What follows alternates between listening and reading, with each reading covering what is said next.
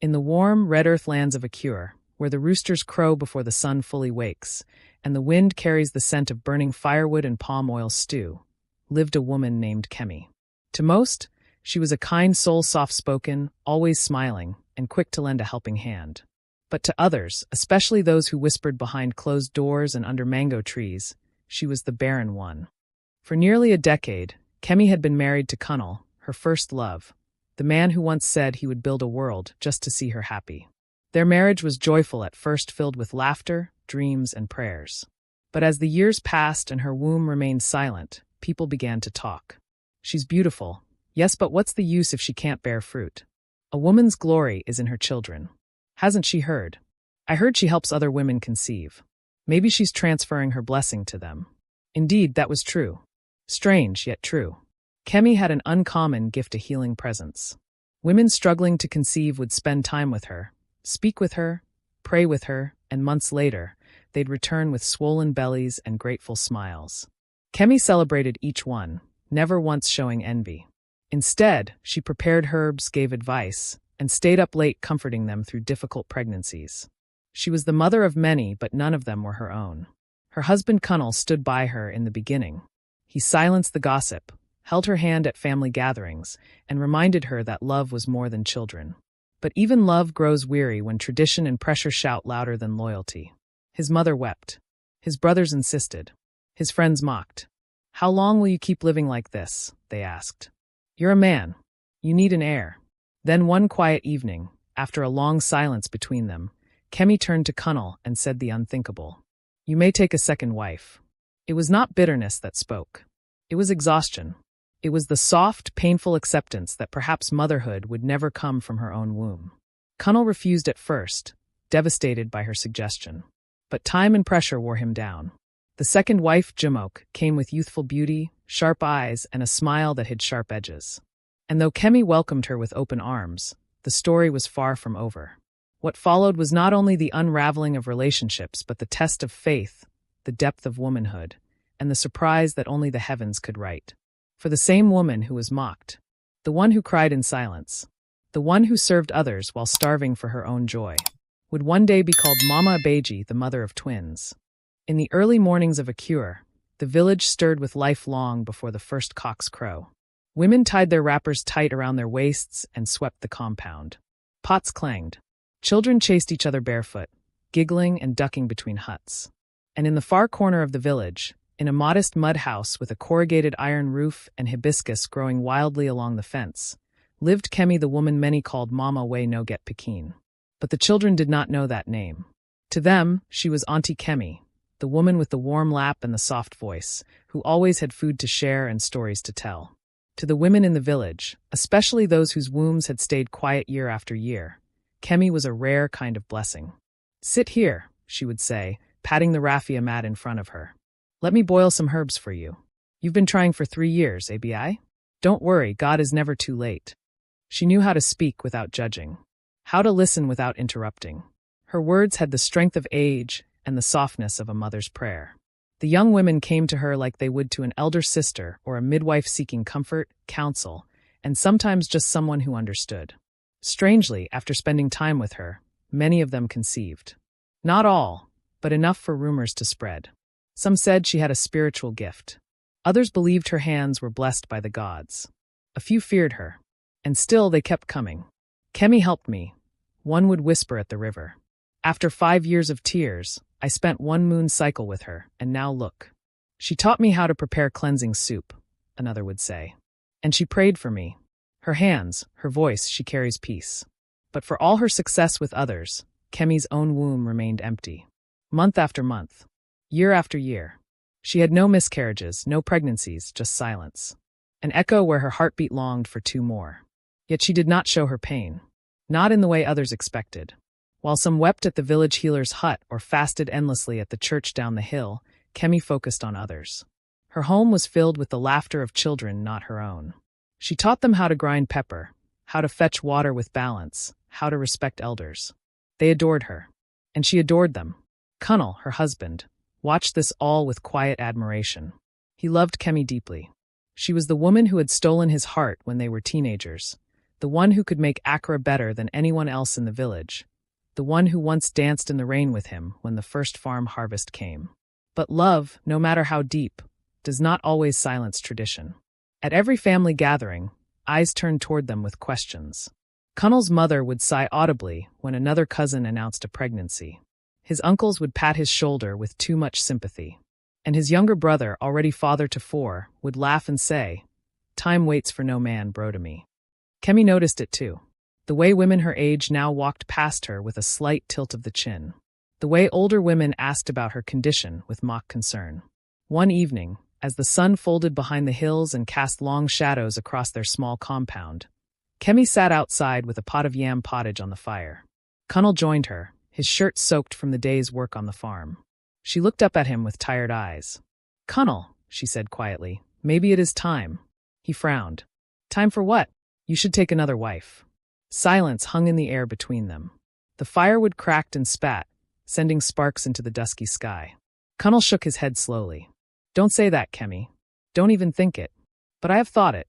I've thought about it every time someone asks when we will name our child. Every time your mother cries in her prayers. Every time another woman brings her baby to me, and I smile while my heart bleeds." She did not cry. Her voice remained calm, steady as if this pain had already been cried out long ago. Kunnal turned away, fists clenched. "I married you because I love you, not just for children," he muttered. "I know," she replied. "But I love you too much to watch you grow old without an heir. Let me give you that chance." Kunnal stood and paced the yard. "You think this is easy for me? To betray the vows we made? To allow another woman into our home? It is not betrayal if I permit it," she said softly. "Let her give you what I could not." For a long time, neither of them spoke. The fire died down. Crickets began their night chorus. Somewhere far off, a baby cried and the sound hit Kemi like a slap across the heart. Inside her, a quiet war was raging. But on her face, peace. She rose, patted her wrapper down, and went inside. That night, Kunnal could not sleep. It happened quietly, just as Kemi had imagined it would. A few moons after their late-night conversation, Kunnal returned home from a trip to his maternal village with a shy woman by his side and news that would shift the rhythm of their home forever. "This is Jumok," he said, eyes low, voice uncertain. "She is the woman I have taken as second wife." She couldn't have been older than 24. Her skin was like freshly oiled mahogany, smooth and unmarked. Her eyes darted nervously around the compound, then landed on Kemi with forced humility. She carried a small bag wrapped in faded Akure, and she wore a white lace blouse with a wrapper tied too tightly, as if trying to impress. Kemi stood tall, her heart pulsing like a talking drum in her chest, but her face remained still unreadable. "You're welcome," she said gently, gesturing to the wooden stool beside the water jar. "Come and rest. You are part of this home now." Jumok blinked, clearly surprised by the warmth. She bowed her head quickly. "Thank you, sister." Kemi turned and walked toward the kitchen, hiding the weight that had dropped in her chest. The village would now have something new to talk about. That night, after Jumok had been shown the guest room that would now be hers, Kunnal came to sit by Kemi as she washed Akure beside the lantern light. "I didn't want to do this," he whispered. "I know. I only did it because you asked me to." "I know." He sighed and placed a hand over hers. "You have the biggest heart I've ever known, Kemi." She looked up at him, weary but firm. "Just make sure it is not broken in return." The first few weeks went smoothly. Jumok was quiet, respectful, and seemed eager to please. She woke early to sweep the compound. She helped cook, fetched water, and responded quickly whenever Kemi called. Kemi, in turn, treated her with kindness, offering her the same herbal teas and oils she'd given other women struggling to conceive. "You're still young," Kemi said one morning as they pounded yam together. "You must not let fear enter your womb. Let your heart be light." Jumok smiled with the awkwardness of someone unsure whether to trust. "I never thought you would be like this." "Like what?" "Nice." Kemi paused for a moment, then smiled. "Life has been too unkind already. No need for me to add to it." Within 3 months, Jumok was pregnant. The village buzzed with excitement. Kunnal's mother danced through the market square with palm fronds in her hands. Drummers played on the weekend. Neighbors visited with cola nuts and baby wrappers, congratulating Kunnal like a king who had returned from war. No one said Kemi's name, but her presence was always felt like silence after thunder. Inside, she battled a quiet ache. She smiled. She served. She even helped Jumok with her prenatal care. But at night, when the lanterns were out and the world slept, she curled herself beneath her wrapper and asked God questions no one else could hear. As Jumok's belly grew, so did her confidence and her mouth. The quiet girl who once bowed her head now made sarcastic remarks, rolled her eyes, and laughed too loudly when Kunnel praised Kemi. She began to interrupt conversations and give orders to the younger house girls. It started subtly. Kemi, you still want to carry this basket? Let me. Or should I call someone younger? On, Kemi, are you sure this soup has enough salt? My mother taught me better. Kunnel, you spoil your first wife too much. She's getting too comfortable. Kemi said nothing. One morning, as they prepared for market, Jumok muttered under her breath. Some women help others get pregnant, but can't do the same for themselves. Maybe they use their own baby's destiny to bless others. The words were like acid, burning through Kemi's bones. She said nothing, but her silence was thunder. Kunnel noticed the shift. The way Jumok now carried herself like a queen in a palace built by another woman. He tried to scold her once, but she wept so bitterly and accused him of favoring Kemi that he let it go. Then came the baby, a healthy girl, born at the break of dawn on a harmattan morning. The cries echoed through the village like music. People danced. The child was named Adenike, meaning the crown is cherished. Jumok glowed. Kunnel was relieved. Kemi stood in the corner, helping with hot towels and herbs, holding back tears that fought their way forward like floodwaters. As Adenike grew, Jumok's true nature fully blossomed. She left her baby in Kemi's care often, disappearing into the village for hours. She criticized Kemi openly, questioning her place in the house. This one that has no child but always acting like senior wife, she scoffed one evening. Let us respect those who bring life into the world. Kemi looked up from her sewing and met her gaze. I don't need a child to know how to be a woman, or how to show love. Jumok hissed and walked away. Still, Kemi remained constant. Quiet, faithful, helpful. She never returned insult for insult. She continued praying, continued giving. And each time she held baby Adenike, she whispered blessings into her ears. May your heart never know envy. May your life be full. May your tongue never be bitter. And still she waited. Waited for the God who sees in secret. Waited for the womb that had not spoken in 10 years. Waited not with despair, but with a faith that whispered, your time will come. The rains had come early that year. Heavy, unrelenting showers soaked the red earth of Akure, turning the village roads to streams and forcing farmers indoors. It was the season of waiting for harvest, for growth, for change. And in her quiet corner of the world, Kemi too was waiting. It had been almost 2 years since Jumok gave birth to little Adenike. The child was walking now, calling Kemi Mama, with the same innocence and sweetness as if she were her birth mother. Kemi often carried her on her back, sang lullabies into her ears, and whispered prayers that even angels stopped to hear. Yet Jumok's behavior had worsened. The disrespect no longer came in whispers, it arrived with boldness, like a challenger in a wrestling match. She has no child but wants to advise everyone, she scoffed in the kitchen one morning, loud enough for Kemi and the house girl to hear. She thinks Kunnel still loves her, but a man's heart follows his seed. Kemi no longer responded. Not because she had nothing to say, but because her spirit had learned how to climb above insult. Like a palm tree, she had grown tall enough to rise beyond the reach of stones thrown from below. One night, as thunder roared and rain pounded the zinc roof above, Kemi knelt by her bedside. No candle. No sound but her heartbeat and the wind. She prayed. Not with long-winded demands or loud declarations. She simply spoke from her heart. God of Sarah, Hannah, and Elizabeth, you who open wombs and close mouths.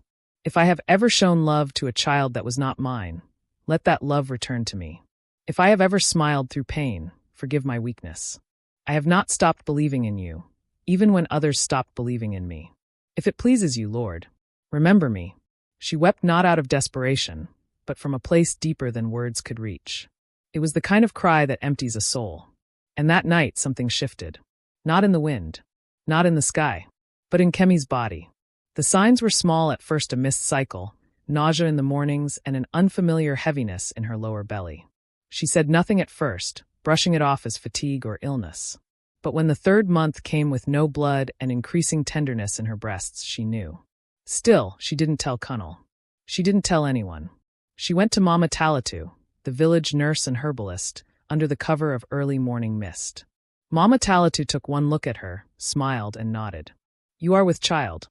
Kemi collapsed into her arms, weeping uncontrollably. Are you sure, Mama? Are you sure it's not a trick? The old woman chuckled. Even if the womb forgets, the body does not lie. You carry not one, but two stars rising in the same sky. Kemi gasped. Twins. Twins, Mama Talatu confirmed. Strong boys, I believe. You have been remembered, my daughter. That day, Kemi walked home differently. Her steps were lighter. Her heart was louder. The sky seemed brighter, and every bird's song sounded like prophecy. When Kunal returned from the farm that evening, Kemi greeted him with a meal of pounded yam and a egusi soup, his favorite. He sat, confused but curious. What's the occasion? She smiled and placed his hand on her belly. Feel. He waited. And then faint, like the whisper of drums in the distance, a flutter. Kunal's eyes widened. Kemi, is this? She nodded, her eyes glistening. I'm pregnant, Kunal. Almost 4 months now. He fell to his knees and sobbed into her lap.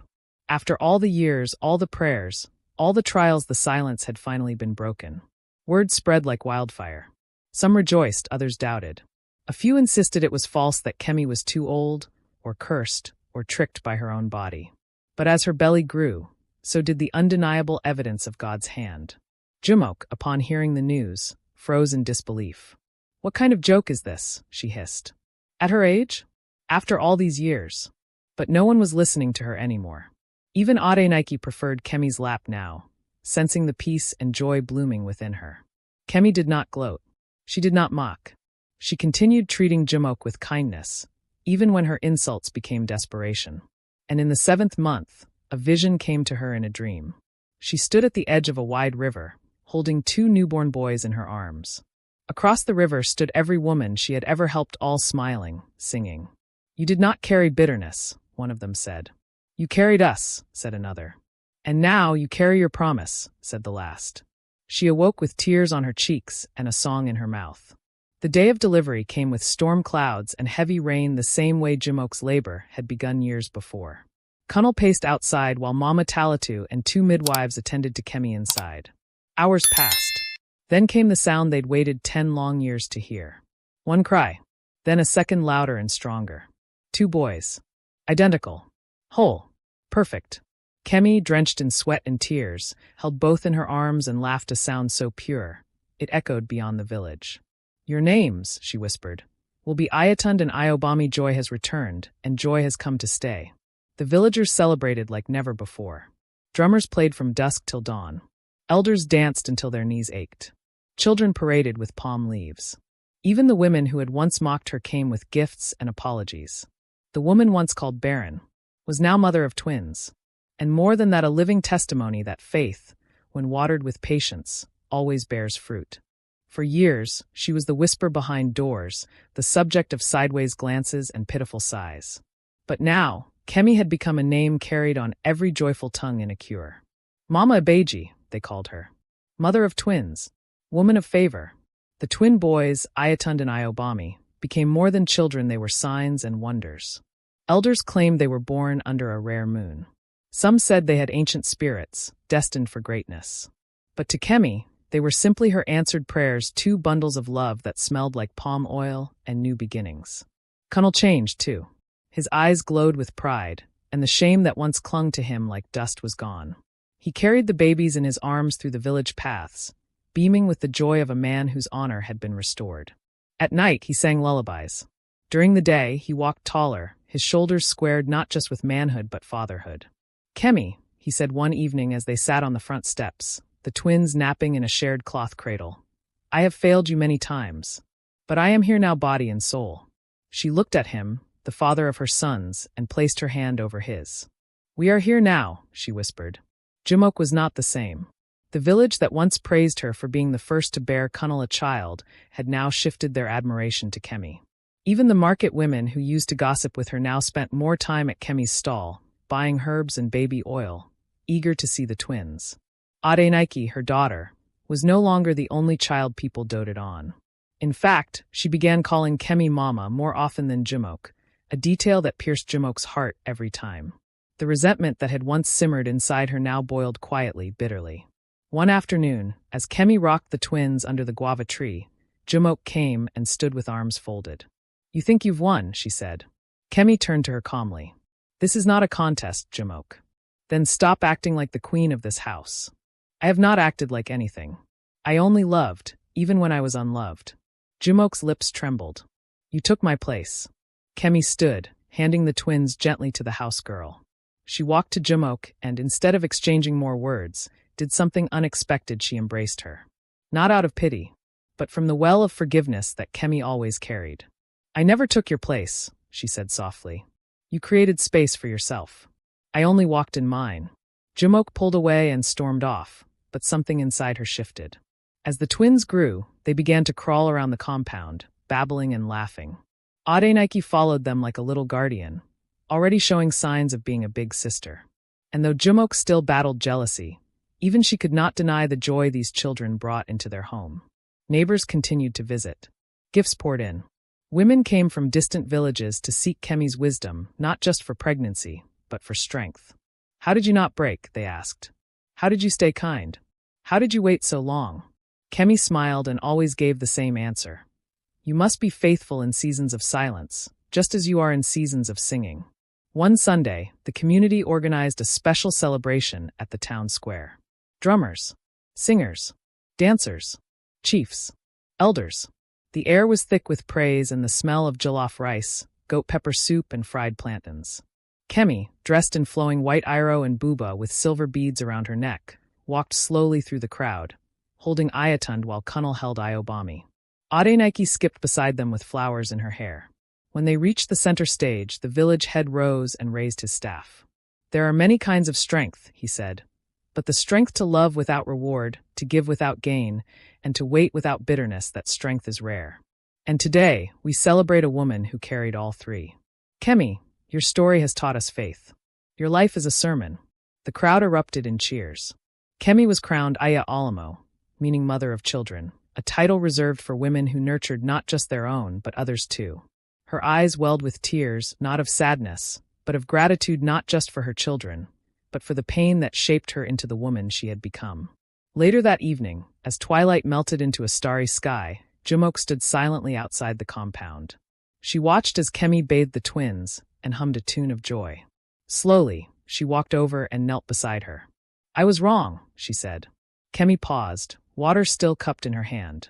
"I was jealous," Jimoke continued, tears now sliding down her cheeks. "I treated you like a rival when you treated me like a sister. And you still loved me." Kemi said nothing for a moment. Then she wiped her hands on her wrapper and turned to face her. "I never hated you, Jimoke. Even when you made it hard to love you." Jimoke buried her face in her palms. "Please forgive me." Kemi pulled her into an embrace, warm and whole. "Let us raise these children together, not as co-wives, but as mothers," she whispered. And in that moment, healing entered their home. Peace, when it finally returned to the house, was not loud. It didn't arrive with drums or thunder. It came softly like dew on the morning grass, like the gentle breeze that rustles banana leaves before dawn. The home that once echoed with whispered jealousy and cold silence was now filled with laughter, baby squeals, and warm conversations. Kemi and Jimoke, once separated by bitterness, now stood side by side in the kitchen, cooking meals together and teasing one another like sisters. It was not forced. It was not performance. It was healing. A slow, beautiful healing. Jimoke, who once rolled her eyes at Kemi's advice, now sought it earnestly. "Auntie Kemi," she said one day, using the respectful title she had long avoided, "what do you think about giving Adenike Oji in the mornings instead of pap with milk?" Kemi smiled. "Try Oji first. Then alternate. Let her belly get used to one before the other." "Thank you," Jimoke said, with sincerity in her voice. Kunal, observing from a distance, often stood in disbelief. He had watched his home stretch, break, and now gently repair itself. It was humbling to know that two women, once divided, could come together with grace and rebuild what the world assumed would crumble. He often said little. He simply worked harder, came home earlier, and held all his children with equal tenderness. The twins were now crawling fast, exploring every corner of the house and pulling things off low stools with wild curiosity. Adenike took it upon herself to become their chief protector, chasing off chickens that wandered too close and picking up their pacifiers whenever they dropped them. One evening, while bathing the twins together in a large basin under the mango tree, Kemi noticed Jumok sitting nearby, watching them with a thoughtful expression. "What's on your mind?" Kemi asked. "I've been thinking," Jumok replied, "about how different things could have been if I had listened. If I had loved you from the start." Kemi paused. Pain has its place. So does pride. But love, when it is found, heals all things. Jumok nodded, her eyes wet. "I envy your heart, Kemi. How do you forgive so easily?" Kemi looked up at the darkening sky. "Because I have been forgiven too. Many times by life, by God, even by myself." That night, they both shared stories they had never told. About fears. About childhood.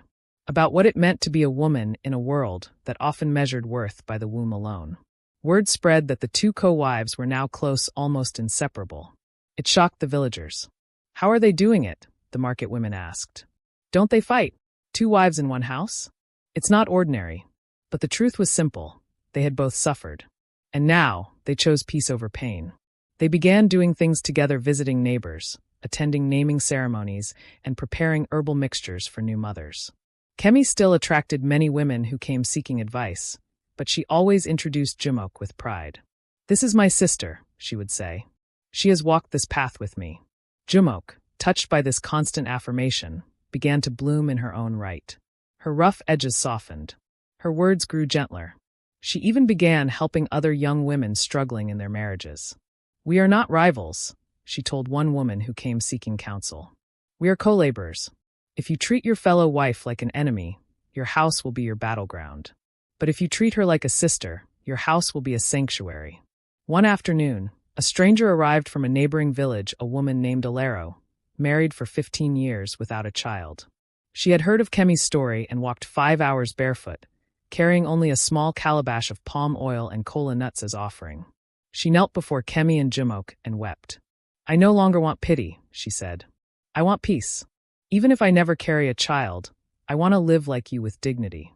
Kemi and Jumok embraced her together, offered her water, and began walking her through the journey they had walked alone. That night, Kunal sat with his wives outside the compound, watching their children play in the dust. "You've changed the story of this home," he said. "No," Kemi replied, holding Ayatund in her arms. "Love changed it. Grace changed it." Jumok smiled, and forgiveness gave it breath. As the twins approached their first birthday, preparations for a large celebration began. The village square was swept clean, palm fronds tied to wooden poles, and dancers from neighboring communities invited. It would be the biggest celebration Akure had seen in years. But it wasn't just about the twins. It was a celebration of rebirth. Of a house once nearly divided, now stronger than ever.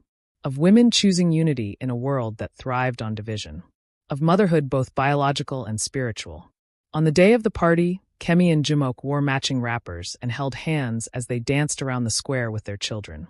Drummers beat hard. Women ululated. Men sang praises. And the elders, seated in carved chairs beneath the large baobab tree, nodded in approval. "Let this story be told to generations," said the village chief. "That the woman once called Barren became a river that watered many lives." The sun rose that morning in Akure like a golden promise, casting light on the rooftops, mango trees, and the new joy that lived inside Kemi's home. It was a year after the grand celebration of the twins' birth, and though life had returned to its rhythm, something had changed forever. Kemi sat beneath the udala tree, cradling one of the twins while the other crawled around her feet. Jumok was in the kitchen, humming a tune and preparing yam porridge, and little Adenike could be heard giggling as she helped fetch water with a tiny calabash. It was peace. True peace. But it hadn't come easily. Kemi often reflected on her journey. 10 long years of silence in her womb. 10 years of whispers, pressure, prayers, and patience. But through it all, she had remained standing not as a victim, but as a vessel of hope. She was no longer just the woman who helped others have babies. She was now the woman who overcame shame, the woman who turned pain into purpose, the woman who loved even when she had every reason not to. She was the woman who was once called Barren, but who now bore not just children, but grace. That afternoon, the church bell rang not for service, but for something special. The village elders, alongside religious leaders and women groups, had invited Kemi to speak. "Let her story inspire others," they said. "Let barren women know their time will come. Let the world hear what patience and kindness can do." Kemi had never spoken before a crowd. She was not a teacher, a prophetess, or a politician. But when she stood before the gathering in the village square, her voice was steady and her words carried weight. She began simply, "I am Kemi, a wife, a mother, a woman." The crowd was silent, leaning in. "For 10 years I carried no child. Yet I carried the dreams of many. I wiped the tears of women who mourned empty wombs. I danced at naming ceremonies for babies I prayed into the world, even while mine did not come." She paused. Her voice trembled, but she continued. "I was mocked. I was pitted. Some even said I had been cursed. But I chose to love, to believe, to wait." A few women in the crowd wiped their eyes. Then one day, when it no longer made sense to hope, my miracle came. 2 of them, Ayatund and Ayamide. Their names mean joy has returned, and my joy has come again. And that is exactly what they brought. The applause came like thunder, not just for the story, but for the strength. After the speech, women surrounded her. Some embraced her with tears. Others touched her hands, as if to draw strength from her fingers. Even those who once gossiped stood with bowed heads, ashamed of what they had said in the past. One elderly woman knelt before her and said, "Forgive us. We didn't know you were a pillar. We didn't see the river you were." Kemi lifted her gently and replied, "No need to kneel. We all carry burdens. Let's carry one another instead." At home that evening, the family sat together around a fire, eating roasted corn and telling stories. Jumok, now matured by humility and grace, turned to Kemi and said, "You have taught me what no mother ever did. You taught me how to be a woman." Kemi smiled. "You have taught me too, Jumok. You taught me that healing is possible, even after wounds." Kunal, who had watched both women grow into powerful pillars, stood and raised his cup of palm wine. "To Kemi," he said, "the woman who gave us all life." "To Kemi," they all echoed. As the stars blinked above and crickets sang their nightly hymn, Kemi looked up and whispered softly, "Thank you." She wasn't speaking to anyone in particular, or maybe she was. Maybe she was speaking to God, to the sky, to time, to the universe that had waited until the perfect moment to reward her faith. Her story was now etched into the heart of Akure, a living testimony that patience is never wasted, that kindness returns, that wounds can heal, that joy, no matter how delayed, can never be denied. And so the woman who was once called Barren became the symbol of hope, not just to her village, but to women everywhere. Moral lesson. Years passed. The twins grew into strong boys, full of laughter and mischief.